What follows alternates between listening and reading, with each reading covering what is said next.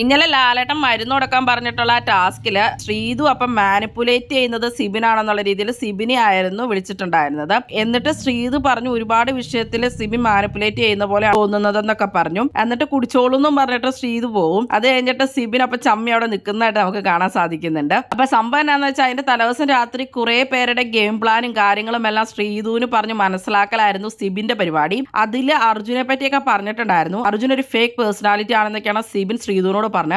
അപ്പോൾ തന്നെ ശ്രീതു പറഞ്ഞിട്ടുണ്ടായിരുന്നു പുള്ളിയുടെ പേഴ്സണാലിറ്റി അങ്ങനെ തന്നെയാണ്, പുള്ളി എത്തിക്സ് വിട്ട് ഗെയിം കളിക്കൊന്നുമില്ല എന്നൊക്കെ പറഞ്ഞു. അർജുൻ സേഫ് ഗെയിമർ ആണെന്നൊക്കെ സിബിൻ പറഞ്ഞപ്പോൾ അപ്പോൾ സിബിൻ പറഞ്ഞു ഇല്ല, പുള്ളി ഒരു ക്യാരക്ടർ എടുത്തിട്ടൊക്കെയാണ് അങ്ങനെ കളിക്കുന്നതാണ്, അല്ലാണ്ട് ശരിക്കും ഉള്ളത് ഇതല്ല എന്നൊക്കെയാണ് സിബിൻ പറഞ്ഞത്. ശ്രീതുവിന് ശരിക്കും പറഞ്ഞപ്പോൾ സിബിൻ പറഞ്ഞത് ഒന്നും തന്നെ ഇഷ്ടപ്പെട്ടിട്ടില്ല എന്ന് വേണം ആ ടാസ്ക് ചെയ്ത് മനസ്സിലാക്കാനായിട്ട്. ശ്രീതുവും സിബിനും നെക്സ്റ്റ് ടീമിലുള്ളതാണ്, അപ്പോൾ ഒരേ ഗ്രൂപ്പ് തന്നെയാണ്. അപ്പോൾ പല കാര്യങ്ങളിലും സിബിൻ മാനിപ്പുലേറ്റ് ചെയ്യുന്നുണ്ടെന്നും മറ്റുള്ളവരെ കൊണ്ട് ഡിസിഷൻ എടുപ്പിക്കാൻ വേണ്ടിയിട്ട് സിബിൻ്റെതായ രീതിയിൽ തന്നെ ഡിസിഷൻ എടുപ്പിക്കാൻ വേണ്ടിയിട്ട് പുള്ളിക്കാരൻ ഒരുപാട് മാനിപ്പുലേറ്റ് ചെയ്യുന്നതായിട്ട് ശ്രീധുവിന് മനസ്സിലായിട്ടുണ്ട്. ജിൻഡോനെ ക്യാപ്റ്റൻ ആക്കുന്നതായാലും മറ്റുള്ള കാര്യങ്ങളിലും ഒക്കെ.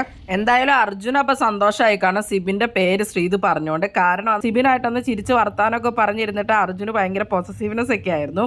അത് കഴിഞ്ഞിട്ട് പിന്നെ ശ്രീധു അർജുനും സംസാരിക്കുമ്പോൾ അർജുൻ അത് പറയുന്നുണ്ട്, അവിടെ ചിരിച്ച് വർത്താനമൊക്കെ പറഞ്ഞിരിക്കുകയല്ലായിരുന്നോ, നമുക്കൊരു വിഷമം വന്ന ആരുമില്ലല്ലോ എന്നൊക്കെയുള്ള രീതിയിൽ അർജുൻ ശ്രീധുവിനോട് ചുമ്മാ പറയുന്നുണ്ടായിരുന്നു. അപ്പോൾ ശ്രീധു പറയുന്നുണ്ടായിരുന്നു പഴയ ഫ്രണ്ടിനെ ഒന്നും വേണ്ട, പുതിയ 2 ഫ്രണ്ടിനെ കിട്ടിയേക്കുമല്ലേ, അതുകൊണ്ടാണ് ഞാൻ വരാത്തതെന്നൊക്കെ പറഞ്ഞു. അപ്സരയും പൂജയൊക്കെയാണ് അർജുനോട് കൂട്ടെന്നൊക്കെയുള്ള രീതിയിൽ. അപ്പോൾ എനിക്കൊരു ഓൾഡ് ഫ്രണ്ട് ഇവിടെ ഫ്രണ്ടായിട്ട് വന്നു, അങ്ങനെ പുള്ളി ഫണ്ണൊക്കെ പറഞ്ഞപ്പോൾ ചിരിച്ചിരുന്നൊക്കെ പറഞ്ഞു. അങ്ങനെ അവർ വർത്താനമൊക്കെ പറഞ്ഞിട്ടുണ്ടായിരുന്നു. അപ്പോൾ എന്തായാലും സിബിന് മനസ്സിലായിട്ടുണ്ടാവും ശ്രീധുവിന്റെ അടുത്ത് ഒരു അടവ് നടക്കില്ല എന്നുള്ളത്. സിബിന്റെ മാനിപ്പുലേഷൻ ഗെയിം അപ്പൊ അവിടെ ശ്രീധു പൊളിച്ചടക്കിയിട്ടുണ്ട്. അതുപോലെ തന്നെ വീട്ടിലെ കുറെ ആളുകൾക്കൊക്കെ മനസ്സിലായിട്ടുണ്ട് സിബിൻ വളരെ മാനിപ്പുലേറ്റ് ചെയ്യുന്ന ഒരാൾ തന്നെയാണെന്ന്. ഗബ്രിയും ജാസ്മിനും ഒക്കെ അത് പറയുകയും ചെയ്തു.